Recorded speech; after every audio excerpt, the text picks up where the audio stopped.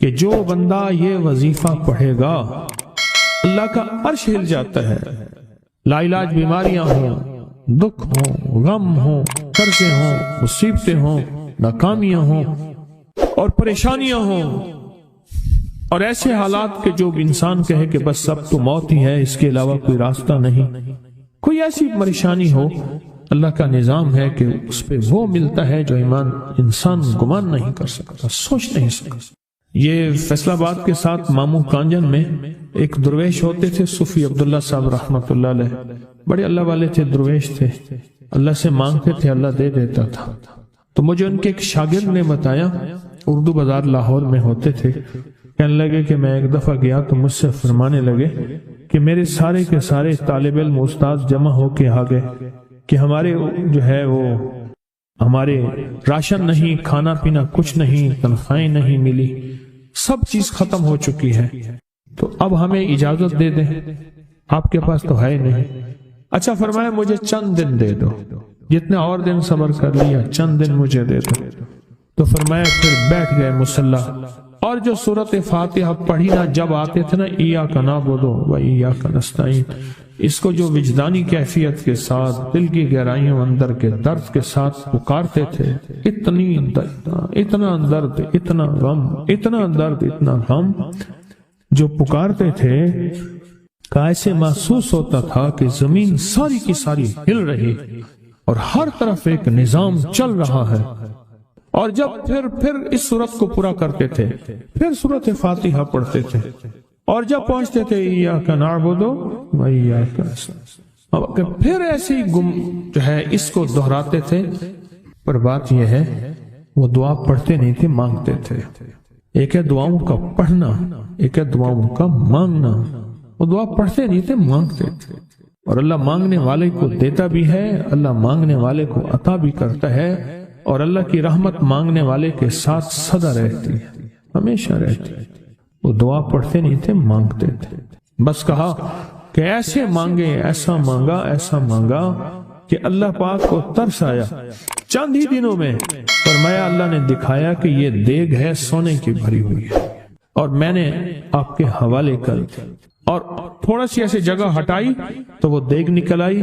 تو فرمایا پھر مٹھیاں سونے کی بھر بھر کے دیتے تھے اور کہتے تھے اس کو حسب ضرورت خرچ کرنا، خیال کرنا، کہیں فضول خرچی نہ کرنا، اسراف نہ کرنا. اللہ کے خزانے ہیں اور برکت والے ہیں، کہ اللہ ناراض ہو کے چھین نہ لے، کہ اللہ ناراض ہو کے چھین نہ لے. مجھے ایک صاحب کہنے لگے کوئی ایسا عمل بتائیں، کوئی ایسا عمل بتائیں کہ میں چاہتا ہوں میری 7 نسلوں میں رزق ختم نہ ہو، جو مہنگائی اور حالات اور پریشانیاں میں دیکھ رہا ہوں. کوئی ہے عمل؟ میں کہا بالکل ہے. میں نے کہا روزانہ 40 منٹ بیٹھ، 40 منٹ صبح دوپہر شام، جو تیری تنہائی کا وقت ہو، کہ یا اللہ دنیا میں ایسی جگہ کوئی کہیں ہوتی، اکیلے بیٹھے رہتے یاد تیری دل نشی ہوتی، اکیلے بیٹھے رہتے یاد تیری دل نشی ہوتی. 40 منٹ کوئی ایسا بیٹھ 40 منٹ اس انداز سے مصلی پہ، کہیں بستر میں، کہیں ایسی جگہ جہاں سوئے نہیں، اور بس صرف ایک بار سورۃ فاتحہ پڑھا، اور اس کے بعد ایاک نعبد و ایاک نستعین کو دوہرا. جاگ رہے ہیں، دیکھتے رہیں، مجھے دیکھتے رہیں، میں آپ کو دیکھتا رہوں. آپ اللہ کے اور اس کے حبیب کے مہمان ہیں، آپ کو دیکھنا بھی ثواب ہے، آپ کو دیکھنا بھی ثواب. تو میں نے اسے عرض کیا کہ بس اس کو وجدان سے پڑھو، ایسے پڑھ کے رونگٹے کھڑے ہو جائیں، آنسو بہنے لگ جائیں، دل کے اندر کا درد اور دل کا اندر کا غم اور اللہ کے سامنے حاضری، استحضار، اور یہ کیفیتیں تیری ہوں کہ بس اس کے علاوہ کوئی مجھے یاد نہ رہے. اس درد سے پڑھو 40 منٹ. 40 کے عدد کے ساتھ کائنات کے رازوں کا بڑا تعلق ہے. 40 کا جو عدد ہوتا ہے، بس 40 کے عدد کے ساتھ پڑھ، اور بہت توجہ سے پڑھ اور بہت دھیان سے پڑھ، روز پڑھ.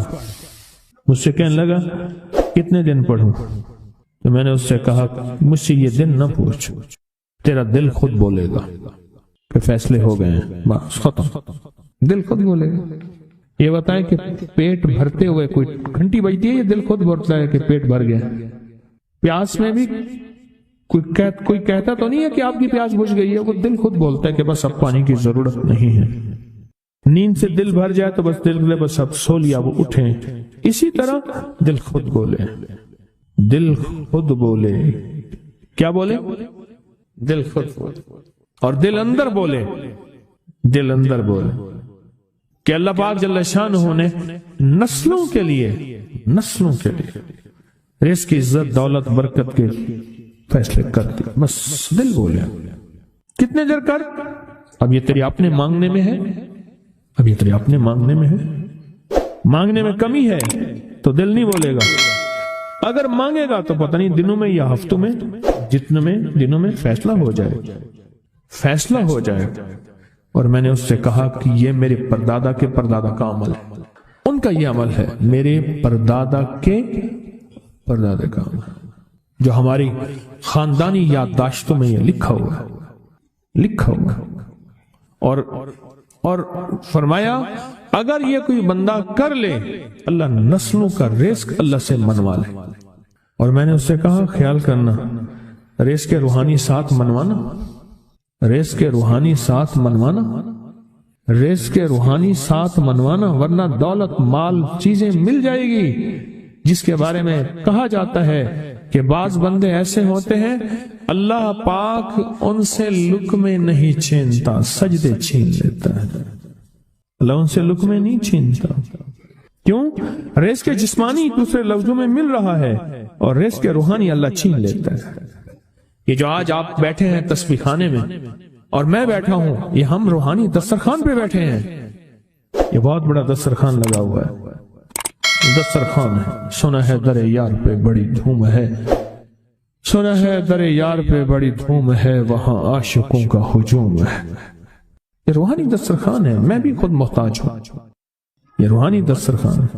تو میں نے اس سے عرض کیا کہ ایک دسترخوان نہیں مانگنا، دونوں مانگنا، رزق روحانی بھی، رزق جسمانی تو اس کو بھی ملتا ہے جس کو کلمہ نصیب نہیں ہوا، رزق جسمانی تو اس کو ہی ملتا ہے جس کو کملی والی کی غلامی نصیب نہیں ہوئی، رزق جسمانی تو اس کو ہی ملتا ہے جس کے ماتھے پہ شقاوت لکھی ہے، رزق جسمانی تو اس کو ملتا ہے جو اللہ کا نافرمان ہے، رزق جسمانی تو اس کو ملتا ہے جو اللہ کے وجود کا انکار کرتا ہے، رزق جسمانی تو اس کو ہی ملتا ہے جو آخرت اور قبر کا انکار کرتا ہے، رزق جسمانی تو اس کو ملتا ہے جو جنات اور برزخ کا انکار کرتا ہے، رزق جسمانی تو اس کو ملتا ہے جو خود کملی والی کی نبوت کا انکار کرتا ہے، وہ تو بے بہا لوگ ہیں، ان کو ملتا ہے۔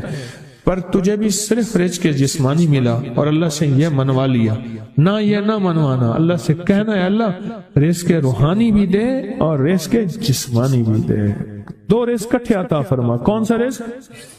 اور رزق جسمانی بھی دے۔ کہیں ایسا نہ ہو کہ میری نسلوں میں صرف مال، دولت اور چیزیں ہوں اور تیرا نام اور تیرے حبیب کا نام نہ ہو، تیرا نام اور تیرے کملی والے کا نام نہ ہو، تیرا نام اور تیرے دوستوں کا نام نہ ہو، تیرا نام اور تیری آل و اصحاب کا نام نہ ہو۔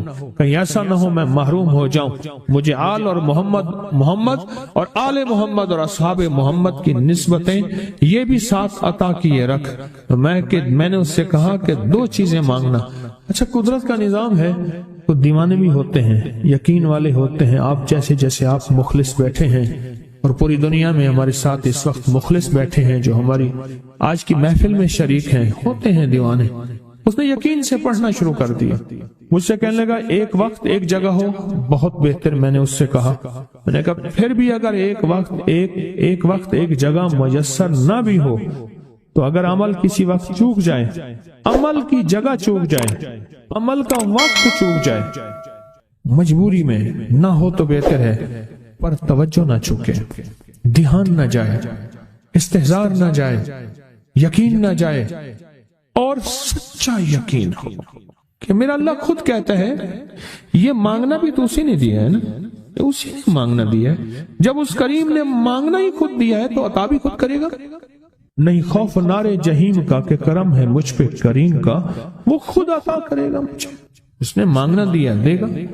یقین ہو ایسا ایسا ایسا ایسا اتنا زبردست یقین ہو، اتنا یقین ہو اللہ کے ملنے پہ اور اللہ کے مانگنے پہ، اتنا یقین ہو کہ گمان اور خیال سے بالا تر یقین ہو، بہت زیادہ یقین۔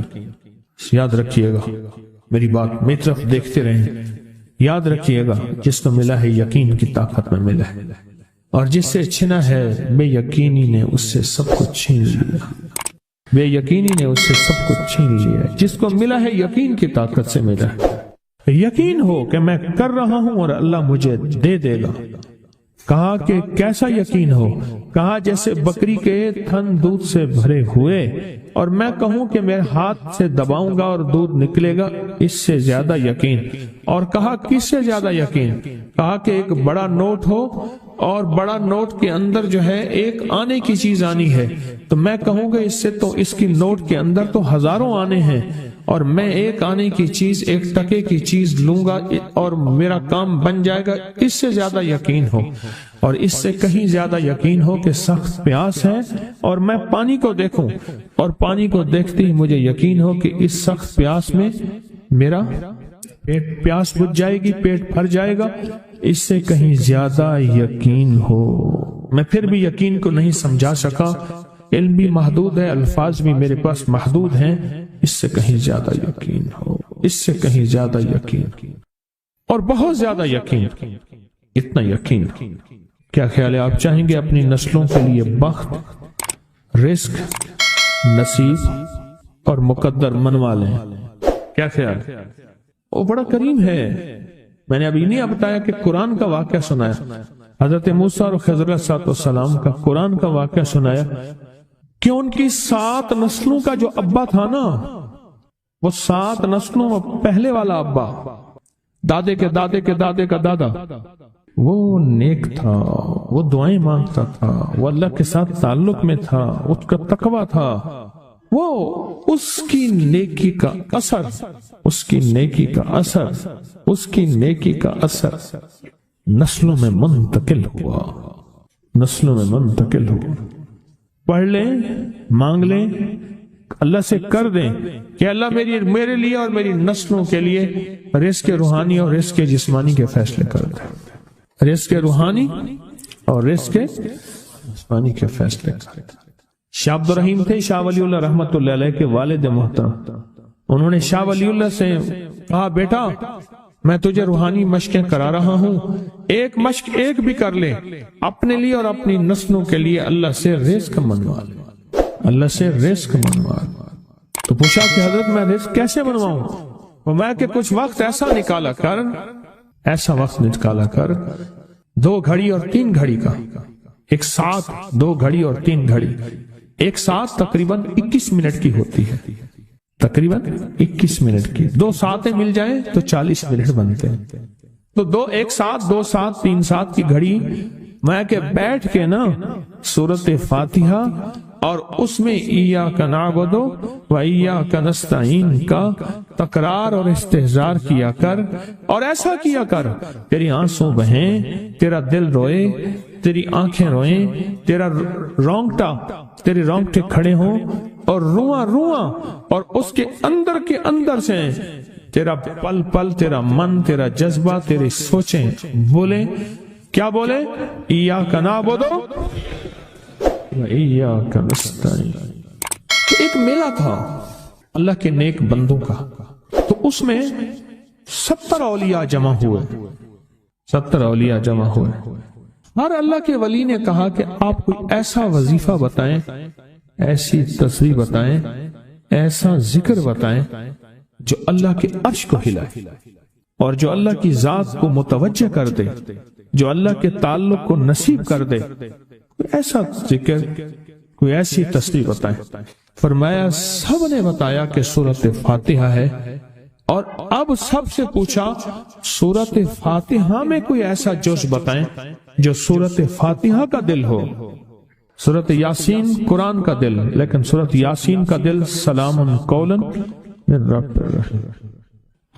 ہر سورت کے اندر اللہ پاک نے کچھ نعمتیں، کچھ نکتے رکھے ہیں، تو فرمایا سورۃ فاتحہ کا دل۔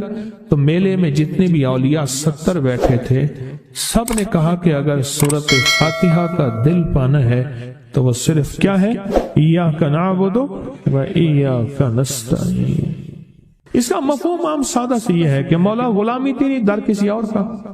جب غلام تیرے ہیں، منگتے تیرے ہیں، بھکاری تیرے ہیں، محتاج تیرے ہیں، پھر در بھی تیرا ہے، پھر در بھی تیرا ہے، اور کسی کا در مولا نہیں ہے، پھر در بھی تیرا ہے۔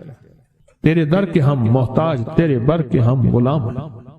تو میں نے اس سے کہا کہ یہ وظیفہ کر، سارا دن پڑھی ایاک نعبد، اور کام بھی کرتا رہے، وضو بے وضو چلتا بھی رہے، یہ پڑھتا بھی رہے، پڑھتا بھی رہے، پڑھتا بھی رہے، چند دن چند ہفتے یہ عمل کر، اور رات سوتے ہوئے سورۃ فاتحہ پوری کر 40ویں، اور پھر درود پاک پڑھتے پڑھتے سو جا۔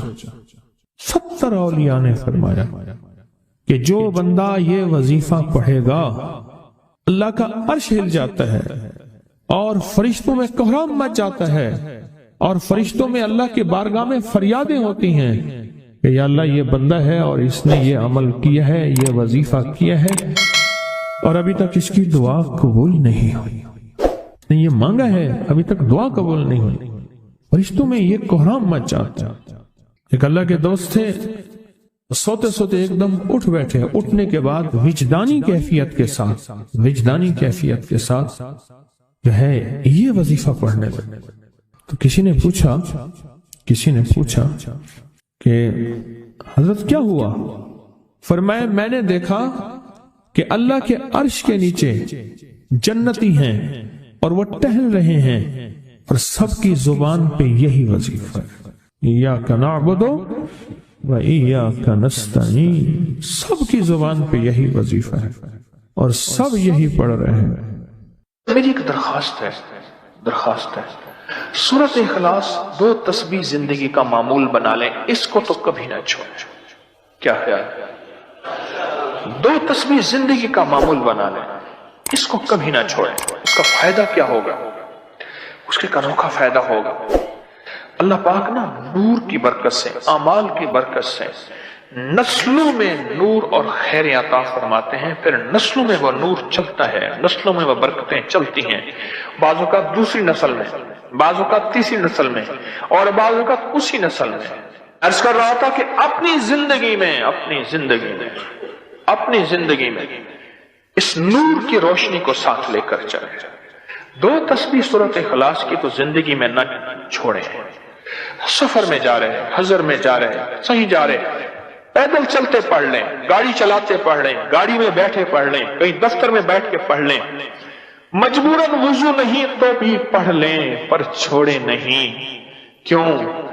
آپ کی زندگی میں اس کا نور نسلوں میں منتقل ہوگا، اور اس کا نور نسلوں میں جائے گا، اور نسلوں میں رزق، دولت، عزت کے اللہ دروازے کھول کے دکھائے گا۔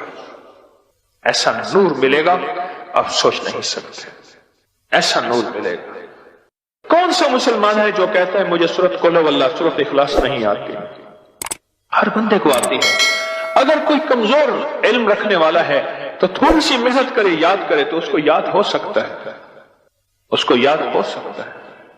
ایک میں آپ کو عجیب بات بتاؤں، شیخ ابوالحسن شاذلی رحمت اللہ علیہ، شاذلی سلسلہ، کہ جب تو اللہ سے خالص محبت کرنا چاہتا ہے اور چاہتا ہے کہ اللہ اس کے حبیب کی خالص محبت تیرے دل میں اتر جائے، اللہ اس کے حبیب کی خالص محبت تیرے دل میں اتر جائے، اور قیامت کے دن جب اعلان ہو وَامْتَازُوا الْيَوْمَ أَيُّهَا الْمُجْرِمُونَ، مجرم علیحدہ ہو جائیں، ہمارے دوست علیحدہ ہو جائیں، ولی علیحدہ ہو جائیں، بدکار علیحدہ ہو جائیں، تو اس وقت تو اللہ کے دوستوں کی لسٹ میں ہو تو ایک عمل کر لے۔ فرماتے ہیں وہ عمل ہے کہ سورۃ اخلاص کو اپنے دل کی دنیا میں جگہ دے۔